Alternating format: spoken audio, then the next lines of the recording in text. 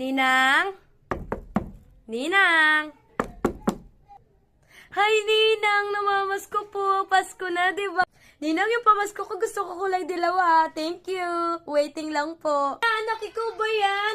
Bukas na lang, anak. Wala kasi akong pera ngayon ha. Bukas na lang. Magwi-withdraw pa yung tito mo. Bukas na lang. Thank you, anak.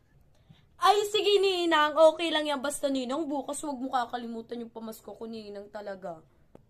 Kala talaga ni Ninang makakalamang siya sa akin. Siyempre, yung pamasko ko, hindi ko kakalimutan yun. Duh. Lord, sana andito si Ninang, Lord. Ninang? Ninang? Yung inaanak ko, andyan na naman. Oh my God.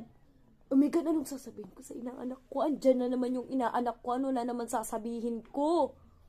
Hay, inaanak! Hindi po kasi nakapag-withdraw yung tito mo, inaanak. Bukas na lang talaga, ha?